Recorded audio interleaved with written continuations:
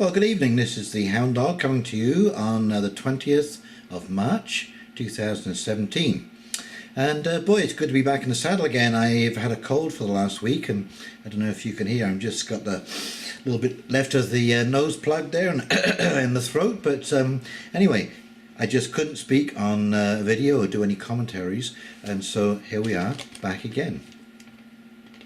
And I would just, in this week, it's kind of interesting because I've been rationalizing why I want to make these videos, and it's because there is such deception, such subtle deception going on today, and one of the things that I'm really concerned about is that as we've reduced ourselves to the small screens of tablets and cell phones, that you've reduced the size of the picture. And it is, from that perspective, sometimes difficult to put all these various disparate pieces together into some kind of plausible mosaic that can make sense. And I think this is maybe what is leading to some of the confusion that we're seeing around us today, and the volatility. I don't know if you're noticing how volatile people are these days. Everywhere in the news, these volatile reactions to situations.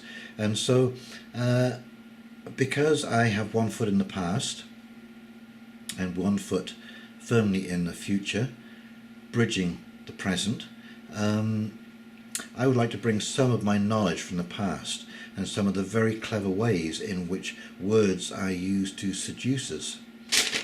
So this was an op-ed piece by Elizabeth Renzetti in the Globe and Mail.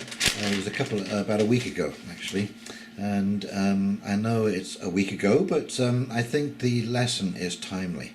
Okay, so she's talking about, in our topsy-turvy world, experts are the new pariah. And she's talking about how experts have become the most vilified people in our community. This is Oprah Winfrey. Oh, you don't need experience or knowledge to gain political power these days, as Miss Winfrey well knows. In fact, they will act against you. A lack of expertise is actually an asset, she says. Anybody with an ounce of common sense could run the place. The last two heads of that department, by the way, were an MIT nuclear physicist and a guy who won a Nobel Prize, which kind of makes them outcasts in a topsy-turvy world where experts are the new pariah and the letters of their degrees tinkling like leper bells. Kelly Leach rails against out-of-touch elites who don't understand the desires of the common voter. I'm sure Dr. Leach, a surgeon, would recommend any of those voters seek elite medical treatment should they need it, and not say, look for a heart valve replacement in an auto body shop. Well, how about these experts in the medical field? So this is what shows up if you type in a surgeon's charged with malpractice in Ontario, and this is 1,180,000 results in 0.79 seconds. Okay, so these are all the complaints or situations with experts who've been found negligent. And here's another group of experts, Health Canada and thalidomide. If the government had acted, this would never have happened. This was a drug that was approved by Health Canada. And how confident do you feel about them? And what about, who can forget, the notorious Dr. Charles Smith? Ontario coroner put I don't know how many people in jail through testimony saying that these people had shaken their babies to death. I think there were 18 convictions, possibly more. They're reviewing all of them in Ontario. Okay. Let me see. Fortunately, the American academic Tom Nichols has just published an engaging book called The Death of Expertise to explain how we came to this sorry pass. He lays the blame at many doors.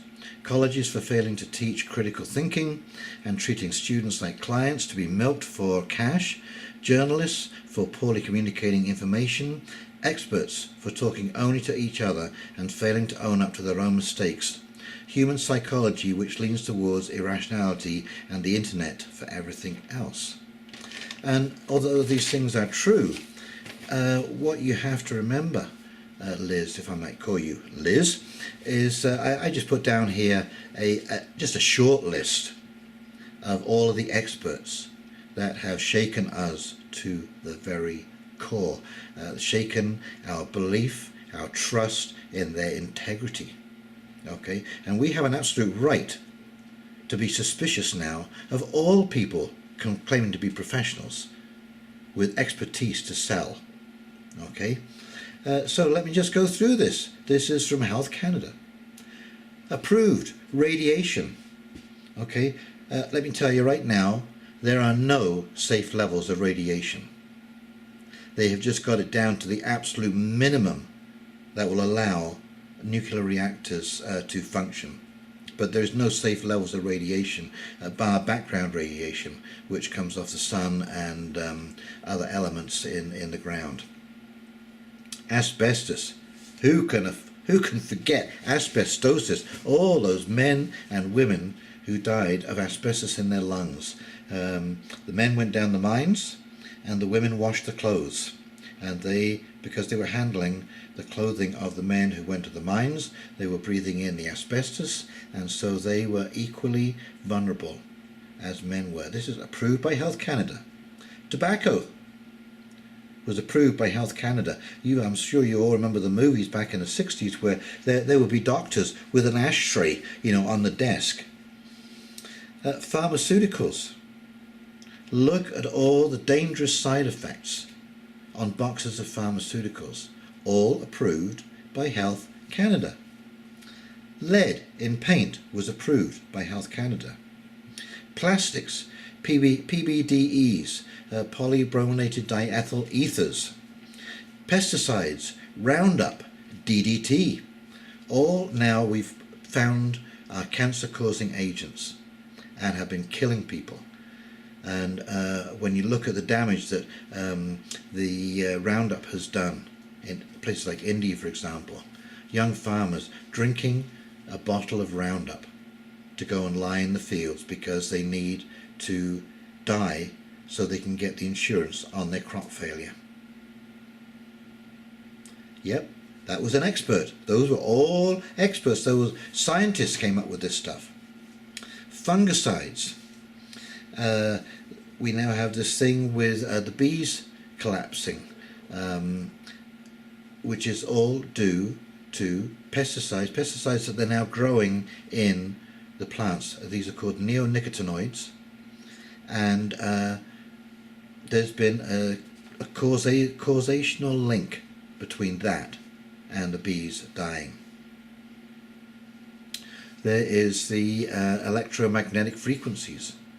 All these cell phone towers, the cell phones, all approved by Health Canada. East Coast fisheries collapse.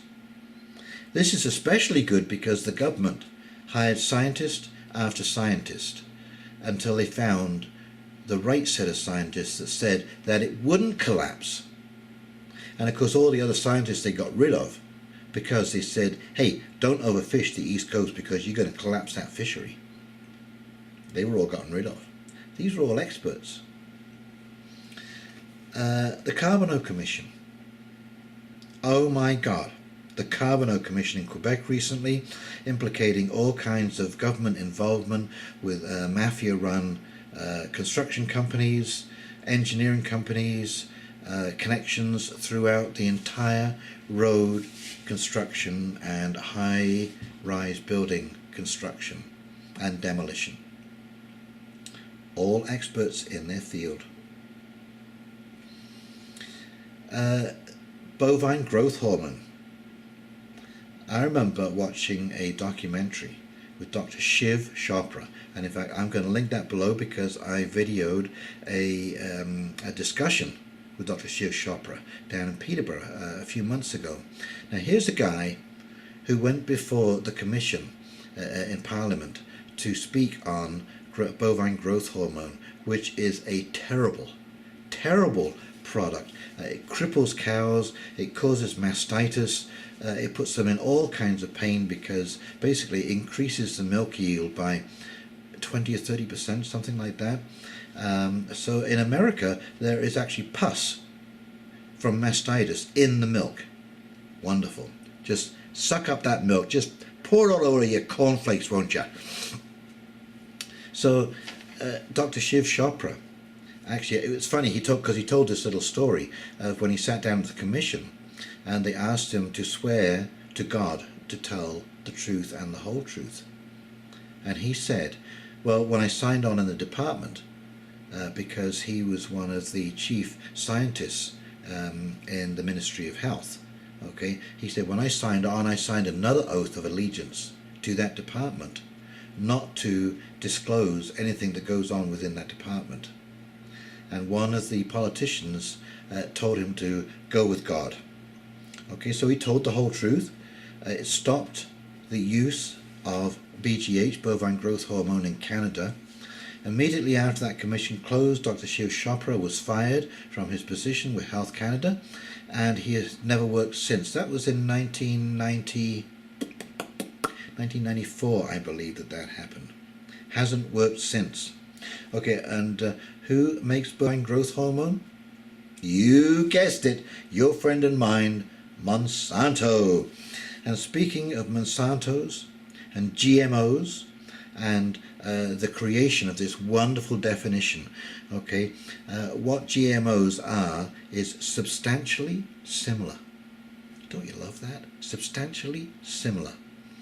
I mean, what is substantially similar anyways? And another expert who used to work at Monsanto as their chief legal advisor, Michael Taylor. And where did he end up? Oh my God, he just leaves Monsanto because he's been appointed to the chief legal advisor. You guessed it, the Food and Drug Administration. And that was Obama did that. Barack Obama appointed him. So, experts, and you wonder why we are concerned.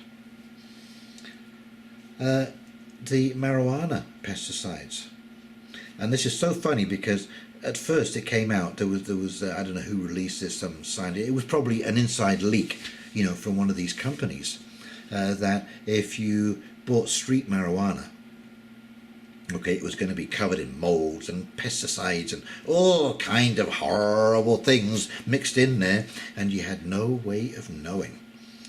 And so all of a sudden it turns out that just about all of the major growers now, the medical marijuana growers that the government has appointed, okay, are all using pesticides.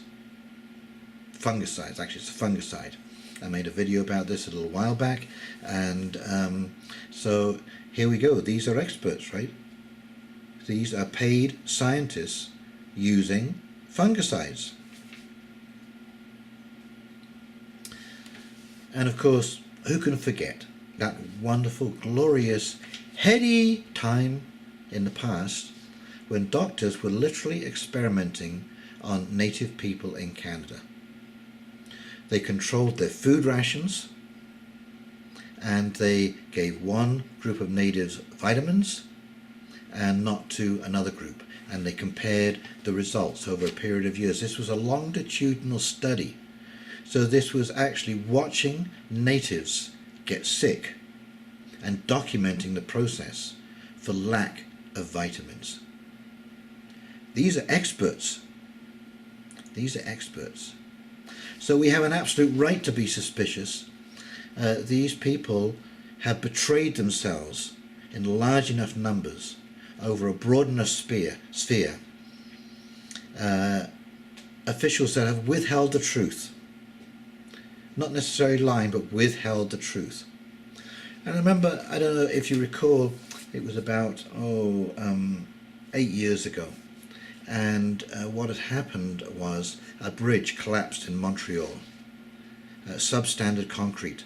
It didn't have a salt resisting component to it, and there were some concerns about that bridge, and the engineers had tested that bridge literally hours before it collapsed, and said it was just fine. So I guess in closing, I would remind you that it was amateurs that built the Ark and experts built the Titanic. So when you read these articles, give it a moment's thought, because on first blush it's very seductive, and this accusation of get rid of the experts. A friend of mine recently said that one of the problems is that we're not allowing experts to run the government. Well, I rest my case. An expert was once defined to me as X is an unknown quantity and a spurt is a drip under pressure. Or experts study more and more about less and less until they know everything about nothing. So leave it to the common man. And I thank you very much. This is the Hound Dog signing off. I hope you have a great evening. Please remember to like and subscribe, and please do comment. All comments are welcome, good and bad. The whole point of this is to have the conversation, to have a conversation with each other. So good night and have a great week.